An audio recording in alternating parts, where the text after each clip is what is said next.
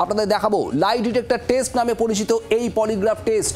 যে polygraph test করা হচ্ছে 7 জনের, কেউ কোনো নির্দিষ্ট বিষয়ে সত্যি না মিথ্যে বলছেন তা জানতেই এই বিশেষ পরীক্ষা, অর্থাৎ এই পলিগ্রাফ টেস্টের মধ্যে দিয়ে অনেক বিভ্রান্তি দূর করা যাবে এমনটা কিন্তু মনে করা হচ্ছে।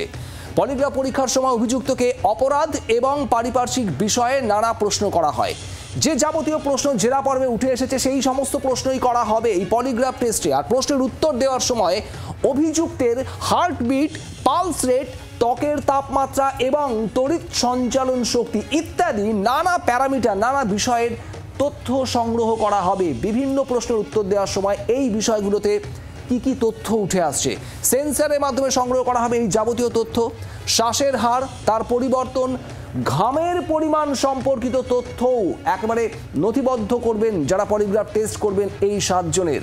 বিশেষজ্ঞরা এই যাবতীয় তথ্য বিশ্লেষণ করে দেখবেন অভিযুক্ত বিভিন্ন প্রশ্নের উত্তর দেওয়ার সময় কতটা সত্যি বলছেন, কতটা মিথ্যে বলছেন, তার শারীরিক বিভিন্ন প্রতিক্রিয়া সেই সম্পর্কে কিছুটা ধারণা দেবে। আর এই ধারণার মাধ্যমেই বেশ কিছু বিভ্রান্তি দূর হবে। পরীক্ষার শুরুতে কয়েকটি সহজ প্রশ্ন করা হয়। যখন পলিগ্রাফ টেস্ট শুরু হবে তার প্রথম দিকে বেশ কয়েকটি সহজ প্রশ্ন করা হয়, আর তারপর ধীরে ধীরে ধাপে ধাপে প্রশ্ন কঠিন জটিল হতে থাকবে।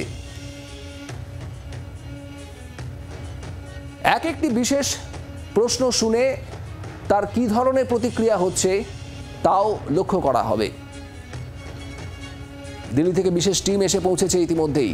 বিশেষজ্ঞরা বলেন মিথ্যে বলার ফলে মানসিক চাপ বেড়ে যায়, আর এই মানসিক চাপ বেড়ে যাওয়ার পর তা ধরা পড়ে গ্রাফে, অর্থাৎ পলিগ্রাফ টেস্টে ধরা পড়বে বিভিন্ন প্যারামিটারের মাধ্যমে।